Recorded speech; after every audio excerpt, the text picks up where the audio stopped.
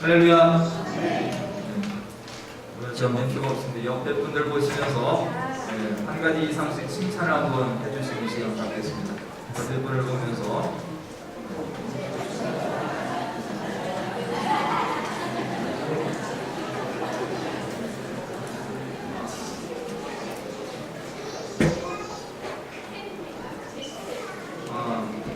오늘 이 말씀을 준비하면서 저도 부담되고 당연히 우리 선생님들 부담이 되실 것 같기도 하고 우리 제자에 대해서 말씀하시는 말씀이라서 그런데 제가 우리 교회를 잠시 이렇게 또 생각해 보니까 신앙의 연수가 다들 발록이 있으시고 충분히 오늘과 같은 말씀도 소화를 하시고 이렇게 받으실 수 있겠다 싶어서 이 말씀을 하나님 앞에서 대언을 합니다. 할렐루야. 우리 교회가 올해 몇 년째입니까? 15년. 그래서 창립 때부터 함께 하셨던 분들도 지금 이 자리에 많이 계시고 또 이후에 이렇게 우리 교회에 오셨는데 대부분이 우리 교회 이렇게 분포들을 보니까 지금 성도님이 5분 정도, 그리고 권사님이 2분, 나머지 분들은 다 집사님, 그리고 권사님, 안수집사님, 장로님. 그래서 우리 교회는 무직분자가 거의 없습니다. 다 직분을 가지고. 그래서 오늘 이 말씀은 정말 우리들이 듣고 나서 실족하시는 분이 없으리라고 보고, 할렐루야. 그래서 오늘 이 말씀은 이제 예수를 처음 믿기 시작한 분도 여기 계시는데 그런 분은 예수 믿는 것은 이런 거구나 라고 생각을 하고 이제 결단을 하시면 됩니다. 예수 믿는 것은 내가 생각했던 거랑 좀 틀리구나. 이런 게 예수님의 제자가 되는 삶이구나. 또 내가 예수님을 이제까지 믿고 왔던 사람은 내가 무슨 마음으로 내가 예수님을 믿었지? 다시 한번 나를 어떻게 하면 되겠습니까? 이렇게 재점검하는 시간도 가져보시는 그런 시간 되기를 바랍니다.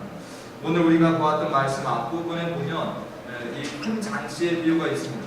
이 큰 잔치 어땠습니까? 그 잔치를 배설한 주인이 자기 종을 보내서 사람들 초대를 해라 그랬는데 초대받았던 사람들이 다 이런저런 이유로 거절을 했습니다.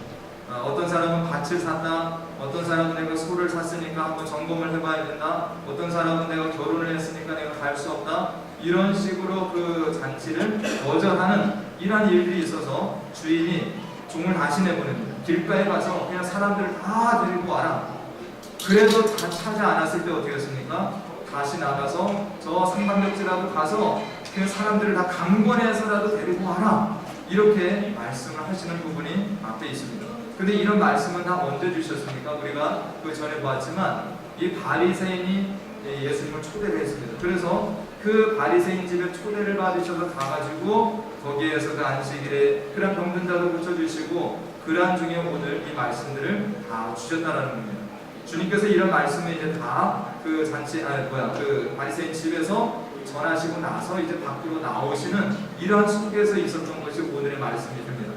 그 바리새인 집에서 나와서 가실 때 25절에 수많은 무리가 함께 갈새 예수께서 돌이키사 이르시되 이렇게 나와 있습니다. 이 예수님은 원래부터 인기 있는 분은 아니셨습니다. 그런데 이 예수님께서 공생의 전에는 그냥 한낱 그냥 목수의 아들 이렇게 사람들에게 인식이 됐겠지만 그러나 공생애가 시작하시고 나서 하나님 나라의 복음을 증거하시고 그런 속에서 사람들의 어떤 병도 낫게 하시고 귀신을 내어쫓는 어떤 이런 일도, 그리고 우리가 잘 아시는 오병이어를 통해서 사람들의 먹을 것을 직접적으로 해결하는 이런 일들을 계속 하시니까 이 예수님을 따르는 자들이 계속해서 늘어납니다. 오늘 이 바리새인 집에서 나오니까 수많은 무리가 지금 예수님을 따르고 있습니다. 근데 예수님께서는 그러한 자들을 바라보시면서 오늘 말씀이 어땠습니까? 예수께서 돌이키사 이렇게 표현되어 있습니다. 예수님은 자기 길을 가시는데 수많은 사람들이 따라가니까 예수님이 돌이키셨다라는 것은 이렇게 그 자리에 서서 뒤를 돌아보고 말씀을 하시는 겁니다. 이런 행위 속에서는 우리가 무엇을 생각해 볼 수 있나요? 예수님께서 이런 수많은 사람들에게 무언가 할 말이 있으셨던 겁니다. 이 사람들에게 무언가를 일깨워 주고자 예수님께서는 가시던 길을 멈추셔서 뒤를 돌아와서 이 많은 사람들에게 말씀을 주고 계시다라는 겁니다. 근데 그 말씀이 뭡니까? 바로 우리가 잘 아시는 이 3가지 말씀을 주고 계신 겁니다. 첫째는 26절에 물은 내게 오는 자가 자기 부모와 처자와 형제와 자매와 더욱이 자기 목숨까지 미워하지 아니하면, 이 말씀을 주고 계십니다. 누구를 얘기합니까? 무릇 내게 오는 자. 근데 오늘 무릇 내게 오는 자를 또 누구라고 말씀하고 있습니까? 그 뒷절에 보면 내 제자가 되지 못한다. 그렇기 때문에 무릇 내게 오는 자는 누구로도 볼 수 있는 건가요? 제자가 되기 위해서 그렇게 예수님을 따르는 사람들, 더 나아가서 보면 그 앞에 비유가 하나님의 나라인데 하나님의 나라 백성이 되고자 그렇게 나를 따라오는 자들, 이런 자들을 향해서 오늘 예수님이 이 세 가지의 말씀을 주고 계시다는 겁니다. 그렇게 예수님의 제자가 되고자 하고 예수님을 따르고 하나님의 나라 백성으로 살고자 하는 자는 바로 이 첫째를 해야 된다는 겁니다. 그것이 자기 부모, 처자, 형제와 자매, 더욱이 자기 목숨까지 미워할 수 있는 자라야 바로 나를 따를 수 있는 자가 된다. 나의 제자가 될 것이다. 하나님 나라 백성이 된다라고 이 말씀을 주고 계시는 겁니다. 그리고 두 번째는 뭡니까? 27절에 자기 십자가를 지고 나를 따르지 않는 자. 그래서 이것은 자기 십자가를 당연히 지고 그렇게 나를 따라올 수 있는 자가 바로 내게 올 수 있는 자고 그렇게 제자가 되는 자가 될 것이다. 그리고 세 번째는 뭡니까? 33절 말씀에 보면 너희 중에 누구든지 자기의 모든 소유를 버리지 아니하면, 즉 예수를 따르는 자, 예수의 제자가 될 자는 예수를 위해서 자기의 소유도 버릴 수 있는 자가 예수님의 제자가 된다라고 이 세 가지를 말씀을 해주신 겁니다. 제가 결론으로 미리 말씀드리면 이것은 예수님이 어떻게 하시는 말씀이 됩니까? 바로 이 많은 사람들에게 너희가 지금 나를 따라오는 이유가 뭐냐라는 겁니다. 너희들이 정말로 나를 따라오고자 하는 마음이 있다면 제대로 그 기준을 알고 나를 따라오고, 만약에 너희들이 지금 이 기준을 듣고 나서도 아니다라고 생각했을 때 뭐하라는 말씀이 됩니까? 그냥 너희들 길로 가라라는 말씀이 됩니다. 더 쉽게 얘기하면 뭡니까? 그런 것들을 너희들이 따르지 못할 거면 돌아가라라고 주님은 말씀하고 있는 겁니다. 이제 첫 번째로 주님께서 26절에 내게 오는 자는 자기 부모와 처자와 형제 자매, 자기 목숨을 미워할 수 있는 자가 되어야 된다는 겁니다. 이 미워한다라는 단어는 우리가 간단하게 생각하는 뭐 사람을 이렇게 내가 이렇게 미워하는 것이 아니라 바로 여기에서는 주님께서 무엇을 말씀하시고자 하냐면 바로 우선순위에 대해서 말씀하고 있는 겁니다. 우리가 두 가지가 만약에 이렇게 상충된다고 생각할 때, 즉 주님이 원하시는 뜻과 그리고 내 가족이 내게 대해서 원하는 두 뜻이 만약에 이렇게 상충이 된다고 할 때 너는 무엇을 따르겠냐는 겁니다. 만약에 네가 주님을 따라야 되는 어떤 길이 있고 그리고 그것을 반대하는 가족의 어떤 이런 일들이 있다면 네가 그 가족의 뜻에 따라 할 거라면 나의 제자가 되지 못한다라는 겁니다. 이 미워한다라고 하는 것은 그런 의미가 있습니다. 그래서 그런 어떤 가족들의 반대와 이런 것들에 불구하고 정말 나를 따라올 수 있냐, 이런 것들을 먼저 결단한 자가 나를 따라와야 한다는 겁니다. 우리가 성경에서 보면 누가 있습니까? 아브라함이 하나님의 명령에 따라서 아들 이삭을 바치라는 말씀이 있습니다. 그때 아브라함이 아내 사라에게가 상의를 했습니까? 그 사라에게 상의를 했으면은 그 귀한 아들을 그렇게 하나님께 바치라고 허용을 했겠습니까? 그래서 아브라함은 정말 하나님께 바치라고 할 때 정말 그 자기가 그런 백세에 낳은 귀한 아들이지만 하나님께 그냥 바쳤다라는 겁니다. 이 우선순위가 이 아브라함에게서 하나님이 자기 가족이 아니라는 겁니다. 우리가 오늘날에도 많은 선교사님들이 이렇게 나와서 활동을 하시고 그렇게 하시는데, 예전에 우리 선배 신앙인들 이렇게 선교사로 이렇게 파송되셨던 분들은 정말 이런 사례들이 너무나도 많습니다. 특별히 우리나라에도 영국이나 이런 미국에서 선교사님들이 오셨는데 정말로 귀하신 선교사님들이 오셨습니다. 뭐 의사분들도 많이 계시고 정말 이 세상에서는 그냥 나를 두면 그냥 잘 나가실 그런 분들인데 그 모든 것들을 포기하고 오신 분들이 많이 있습니다. 영국의 패터슨이라고 하는 선교사님도 정말 명문 귀족 집안의 이렇게 자제인데 그 부모님이 정말 그 자녀에 대한 기대감이 있어서 그 이튼 스쿨이나 그런 캠브리지 이런 데에 가서 좋은 공부를 다 마쳤는데 그런 아들이 그냥 그 길을 포기하고 나는 오지에 가서 선교 활동을 하겠다라고 하니까 부모님들이 어떻게 하겠습니까? 의절하는 거죠. 의절. 내가 너를 어떻게 키웠는데 네가 그거를 다 마다하고 지금 무슨 길을 간다고? 그렇지만 어떻게 했습니까? 그런 선교사님들이 그러한 어떤 일들을 포기하고 주님을 위해서 그렇게 우선순위로 주님의 나라를 위해서 나아가는 이러한 일들이 있었다는 겁니다. 바로 이것이 내 가족과 어떤 나의 그러한 목숨까지도 미워할 수 있는 이런 일들이 있다라고 말씀을 하고 있습니다. 우리 가까이에 이런 분들이 많이 계시고 자기를 미워하는 것은 특별히 우리가 이 바울 사도를 한번 생각해 볼 수 있습니다. 우리가 고린도후서 12장은 이 바울이 복음 전도를 하면서 자기가 당했던 일들을 다 진술하는 이런 것들이 있습니다. 그때 바울 사도가 뭐라고 합니까? 내가 정말 이 복음 전도를 위해서 수고를 넘치도록 했다. 다른 어떤 사도보다도 내가 더 심하게 고난을 받아서 그래서 내가 매도 수없이 맞아보고 옥에 갇히기도 하고 죽을 뻔한 고비도 넘겨보고 정말로 내가 이렇게 해장도 맞아보고 배가 파손돼서 내가 바다에서 죽을 뻔한 위기도 여러 번 넘겼다. 이렇게 하는 이유가 뭡니까?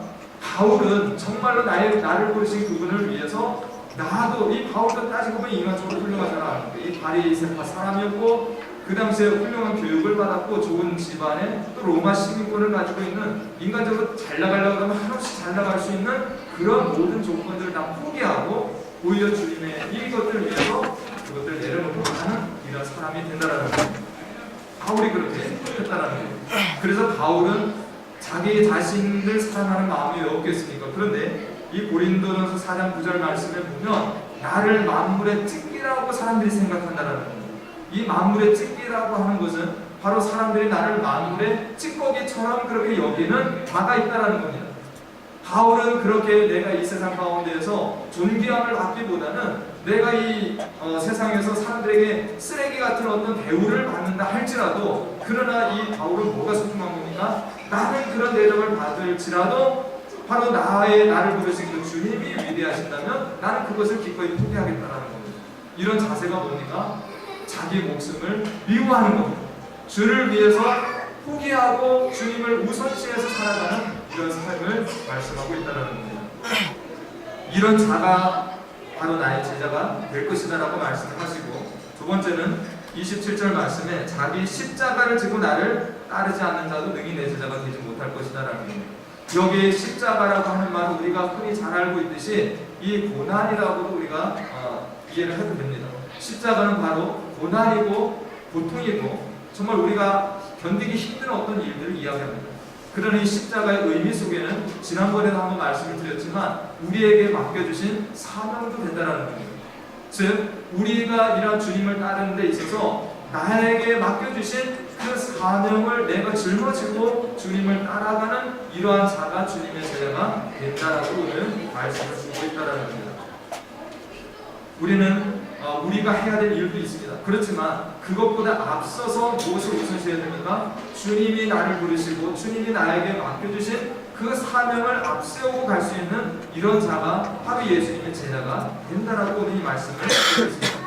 성경에서는 그래서 많은 이들이 바로 이러한 자기의 어떤 일들이 있지만 자기가 이 땅 가운데에서도 살아가면서 해야 될 일도 많이 있지만 주님이 부르셨을 때 그걸 포기하고 간 자들이 우리 신앙의 선배들 가운데 많이 있다는 겁니다.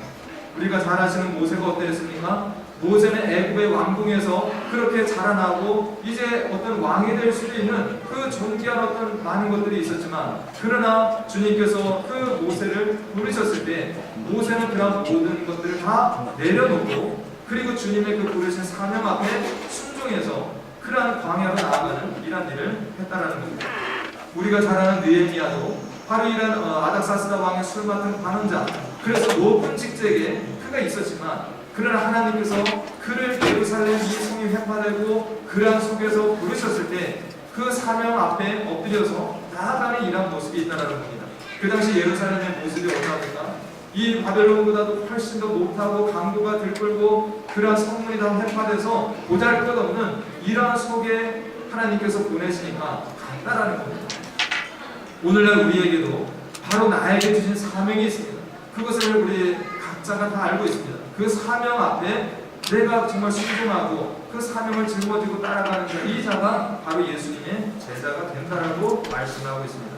이제 오늘 주님께서 이런 말씀을 하시면서 이러한 설명을 더 돕기 위해서 그리고 정말 주님을 따라오려고 하는 이 사람들에게 두 가지 예를 들면서 오늘 주시는 것이 이 망대 비유와 그리고 전쟁에 대한 비유가 된다는 겁니다. 오늘 이 두 가지 비유를 말씀하시는데 여기에서 중요한 것은 바로 28절과 31절에 보면 먼저 앉아라는 이런 말씀이 있습니다. 이것이 뭔 말입니까? 누가 망대를 세우고자 한다. 이 망대라고 하는 것은 이 높은 이 타워, 이런 성 같은 걸 얘기합니다. 뭐 감시를 하려고 하든지 이런 성을 만드는 데 있어서 내가 만들기 전에 뭐합니까? 이 성을 지으려고 하면 얼마간의 기간이 들고 또 내가 여기 얼마간의 비용이 들고 또 사람들이 들고 그래서 이 성을 짓겠다라고 이렇게 계산을 하지 않냐라는 거예요. 이런 계산도 없이 내가 성을 질 거야 라고 금방 시작을 했다가 짓지 아니하면 사람들에게 비웃음거리가 된다는 겁니다. 그렇기 때문에 중요한 게 뭡니까? 먼저 앉으라는 겁니다. 먼저 앉아서 내가 망대를 세우고자 하는 것들에 대해서 비용을 계산해봐라는 겁니다. 두 번째, 전쟁 비유에서도 마찬가지입니다. 내가 지금 전쟁을 하러 가는데 내가 가진 병력은 10,000명입니다. 근데 상대방은 지금 20,000명을 가지고 있습니다. 그러면 내가 이것을 싸우기 전에 이것을 승산이 있는지, 내가 정말 이 10,000명을 데리고 가서 싸워도 이길만 하면 가서 싸우는 것이고, 그렇게 하지 못할 거면 어떻게 하라는 겁니까? 화친을 하겠다는 거죠. 오늘 말씀에도 먼저 가서 화친을 하는 것이 지혜롭다라는 겁니다. 여기 먼저 앉아가 있습니다. 망대를 세우기 전에, 전쟁을 하기 전에 먼저 앉는 과정이 필요하다라는 겁니다. 이 말씀은 우리에게 무슨 말씀을 주고 계십니까? 너희가 나를 따라오는 것이 무엇인지를 알아야 된다는 거예요. 너희가 예수님의 제자가 된다는 거, 나를 따른다는 그 의미가 무엇인지를 너희가 좀 안다면 섣부르게 하지 말라라는 거예요. 뭘 하라는 겁니까? 먼저 앉아서 비용을 계산하고 나서 나를 따라도 된다라고 주님이 오늘 이 말씀을 우리에게 주고 계시다라는 겁니다. 그래서 오늘 제목을 제가 뭐 제자도라고도 할 수 있지만 비용을 계산하라라고 제가 제목을 적어왔습니다. 먼저 앉아서 그런 것들을 계산하고 따져보라는 겁니다. 우리 이 말씀이 우리에게 주는 교훈이 뭡니까? 우리가 그런 계산들을 해보고 다 주님을 믿고 계실 겁니다. 그러나 혹여라도 내가 이런 정말 주님을 믿고 따른다는 것에 대해서 진지하게 한번 생각을 해보지 않았다면 지금 이 순간에 이 말씀을 듣는 오늘 우리가 뭘 할 수 있겠습니까? 다시 한번 앉아서 생각을 해야 된다는 겁니다. 우리가 쉽게 결혼을 다 이렇게 하시고 지금 결혼 생활을 우리가 살고 있지만 또 우리가 결혼하는 우리 중고등부도 이렇게 있고 하지만 우리가 결혼할 때 어떠합니까? 결혼을 하면 포기해야 되는 것들이 많이 있죠. 그죠? 정말 결혼하기 전에는 내가 싱글로서 하고 싶은 거 마음대로 하고 늦게 들어와도 전혀 문제가 되지 않고 또 내가 번 대로 나를 위해서 쓸 수도 있는 어떤 자유함이 있었습니다. 그러나 결혼을 하게 되면 어떻게 됩니까? 결혼을 하게 되면 이제 남편과 아내의 눈치도 봐야 되고 내가 돈을 쓰는 데 있어서도 정말로 이렇게 우리 가정이 또 계획한 바도 있고 또 자녀들 공부도 시켜야 되고 여러 가지 이런 것들 또 내가 결혼하게 되면 내가 부모님 전에는 두 분만 모시고 살았는데 이제는 양가 부모님을 또 모시고 살아가야 되는 이런 모든 것들이 다 있는 것을 우리가 어느 정도는 알고 그리고 나서 결혼되지 않습니다. 그리고 결혼식도 했습니다. 결혼식을 할 때에는 정말 내가 이제까지 살아왔던 것들을 단절하고 이제 내가 한 남자만을 이렇게 사랑하면서 그렇게 살겠다라고 우리가 결단하고 결혼식을 치르고 살아가는 거 아닙니까? 마찬가지로 그런 세상의 것들에도 우리가 생각을 하고 그렇게 신중하게 결단해서 하는 것처럼 예수님을 따르는 일도 바로 우리가 먼저 앉아서 주님을 따르는 것이 무엇인지를 바로 알고 그렇게 따라가라라고 주님이 말씀을 주고 있습니다. 근데 오늘날 어떻습니까? 오늘날 우리가 이 예수를 믿고 따른다는 것에 대해서 너무나도 그런 어떤 우리 귀에 듣기 좋은 것들만을 듣고 지금 주님을 따라가고 있는 면들이 있을 수 있다는 겁니다. 예수 믿으면 사업이 잘 되고 예수 믿고 기도하면 모든 것들이 이루어지고 또 예수 믿고 우리가 기도하면 모든 병이 다 낫는다 어떤 이런 말들을 듣고 우리가 예수를 믿음으로 말미암아서 예수 믿는 것은 모든 잘 되어지고 복받는 것이구나 이렇게 만약에 생각을 하고 우리가 예수를 믿고 따르고 있다면 다시 앉아야 됩니다. 저는 이제 목사로서 이런 말씀을 드립니다. 이런 전도 우리가 하지 말자라는 거예요. 할렐루야. 우리가 전도하는데 이 자리 찍으려고 밖에 나가서 예수 믿으면 잘 돼. 사업도 잘 되고 병도 낫고 더 이상 이런 전도 이제 우리가 하지 말자라는 거예요. 이 자리가 안 차더라도 괜찮습니다. 주님이 요구하시는 것은 오늘 이 본 말씀을 통해서 보니까 수많은 우리가 오는 것이 중요한 것이 아니라 누가 정말 이 자리에 와서 자기를 포기하면서까지, 자기 가족을 포기하면서까지 다 내려놓고 주님을 우선으로 해서 살아갈 그런 결단이 있는 자가 나를 따라오라라고 주님이 말씀하고 있는데, 우리들은 반대로 정말로 사람들을 그냥 들고 나가서 이렇게 끌어오려고 하는 이런 것들 이제는 아니라는 거예요. 오늘날 그래서 우리 그리스도교가 어떻게 보면 욕을 같이 먹고 있는 거 아닙니까? 교회는 많이 부흥이 됐었습니다. 그런데 그 교회에 정말 주님의 제자들이 없음으로 말미암아서, 그래서 교회가 세상에 고립을 받다시피 하는 이런 일들이 주어졌지 않냐라는 겁니다. 예전에 제가 글을 읽다가 한국에 있는 성도들에게 왜 교회를 나오느냐라고 누가 앙케이트 조사를 한 결과가 있었습니다. 근데 사람들이 뭐라고 대답했냐면, 어떤 분들은 예수 믿고 구원받기 위해서 이렇게 대답하신 분도 있고, 어떤 분은 그냥 마음의 평안을 얻기 위해서 이렇게 적으신 분도 있고. 근데 정말 가관인 대답은 뭐냐면, 예수 믿고 사업이 잘 되려고, 이런 마음을 가지고 계신 분들은 작은 교회 절대 안 가고 큰 교회를 찾아요.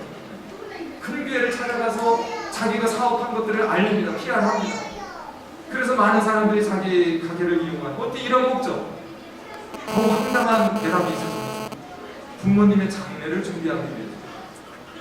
그게 교회 나가는 목적이에요. 그게 장례하고 무슨 상관이냐? 자기는 지금 부모님이 돌아가시면 누가 와서 나를 위로해주고 함께 해줄 사람이 없다라는 겁니다. 그런데 교회는 가면 장례위원회가 있어서 상조군가요? 네, 교회에 이런 데가 있어가지고 우리 부모님이 돌아가셔도 그 교회에서 와서 예배를 드려주고 장례식을 그렇게 치러주고 하니까, 그래서 교회를 나간다라고 그렇게 대답하는 한국의 성도들이 있었다라는 겁니다. 혹여라도 우리가 정말 이런 목적으로 주님을 따르고 있는 이런 모습이 내 안에 조금이라도 있다면, 우리 이 말씀을 통해서 다시 앉아야 됩니다. 다시 앉아서 내가 예수를 믿는다는 것이 무엇이고, 예수를 내가 이 제자로 살아간다는 것이 무엇인지를 다시 한번 깊이 고민을 해봐야 된다는 겁니다. 우리는 생애를 두 번 살지 않습니다. 저나 여러분이나 한 번뿐인 생애를 살아가는데, 그 한 번뿐인 생애를 어찌 살겠냐라고 오늘 주님이 묻고 있다는 겁니다. 그냥 내가 어려서 예수를 믿었으니까, 그냥 지금까지도 별탈 없이 이렇게 지내왔으니까 앞으로도 이 방식, 이 모습대로 그냥 그렇게 주님을 믿고 따라갈 거야라고 생각하는 이런 생각을 우리가 이제는 접어야 돼요. 한 번쯤 다시 거기에 브레이크를 걸고 우리가 오늘 이 말씀 앞에 다시 서야 됩니다. 정말 주님이 이러한 것을 나에게 말씀하시었구나라는 것을 생각을 해야 된다는 겁니다. 주님께서는 이어서 이런 말씀을 주시는데, 만일 너희가 이러한 모든 것들을 따르지 아니하고 30선들에 자기 모든 소유를 버리지 아니하고 능히 내 제자가 못되고, 그 뒤에 보면 소금은 좋지만 소금도 만일 그 맛을 잃으면 짜게 하지 못한다. 이 맛을 잃은 소금이 된다는 겁니다. 우리가 이런 예수님의 제자로서 이런 것들을 따르지 아니하고 살면 제자도 좋은 거죠. 소금도 좋은 거죠. 그러나 맛을 잃은 소금, 맛을 잃은 제자는 아무 의미가 없다는 겁니다.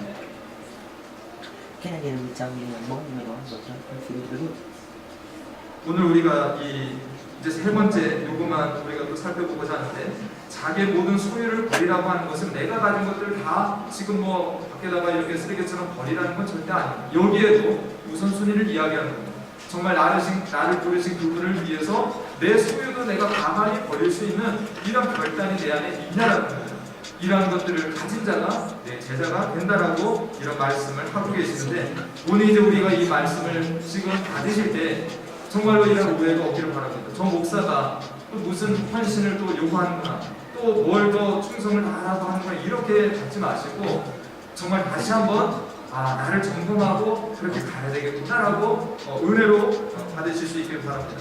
제가 여기 과테말라에 와서도 여기에서 이제 대학을 가는 친구들이 있는데, 미국 대학으로 가는 친구들도 있고 한국으로 대학을 가는 친구들이 있습니다.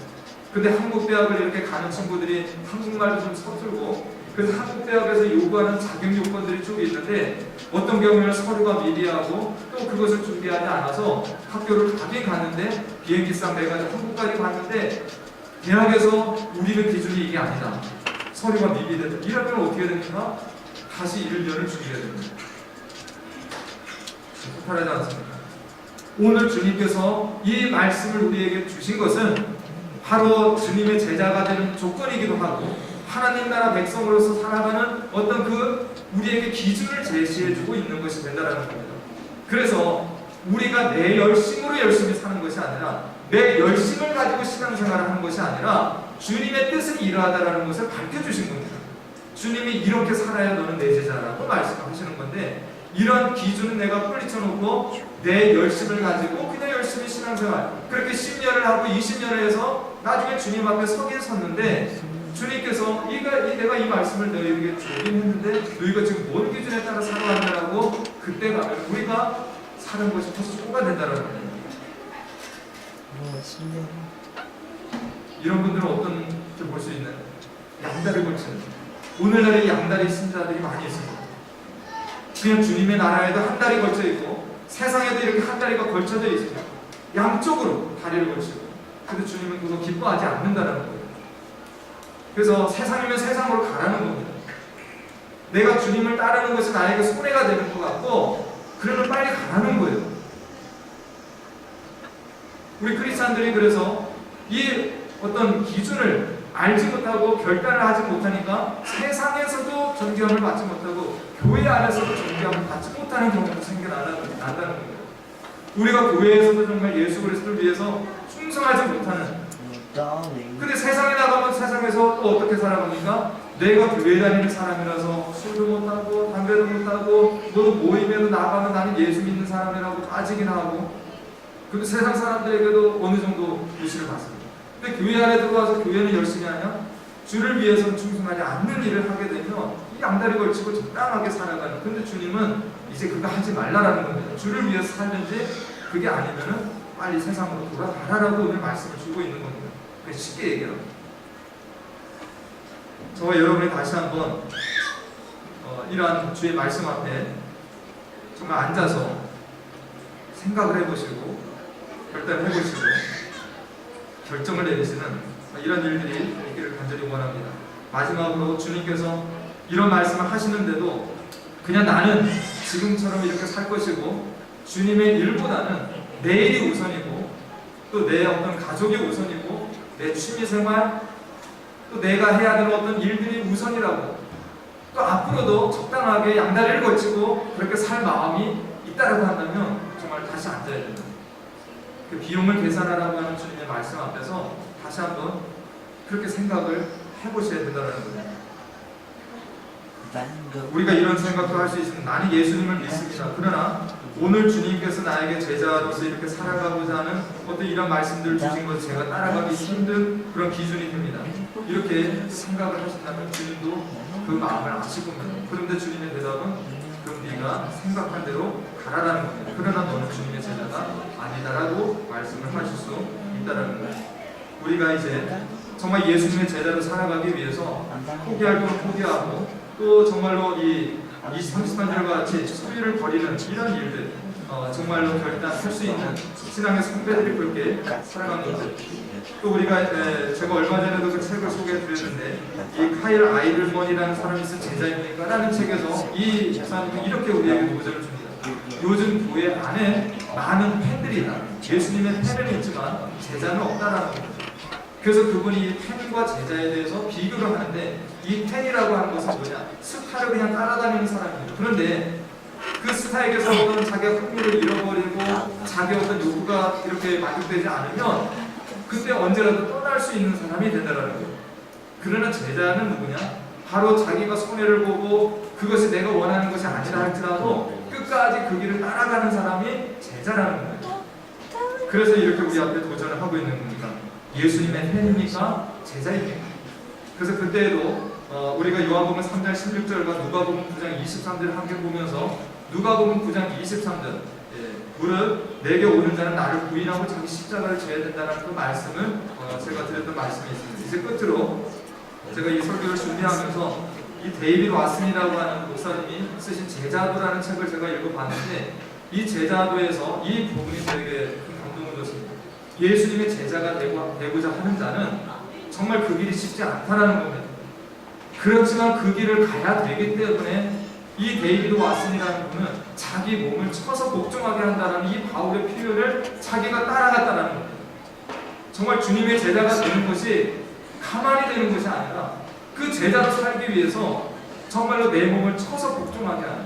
그래서 그분이 뭘 실천을 했냐면 그분이 새벽에 일어나서 기도하셨던 어떤 예수님의 모습, 그리고 정말 새벽을 깨우면서 그렇게 주님과 교제를 시작하고 하루를 살아갔던 신앙의 선배들, 이런 일들을 생각하면서 이 데이비드 왓슨 목사님도 정말 이 외국 목사님이 새벽에 일하는 걸 시켜줍니까? 그런데 정말 내가 이 새벽에 나를 깨워서 주님의 말씀을 듣고 내가 기도함으로써 이 시작을 해야 되겠다.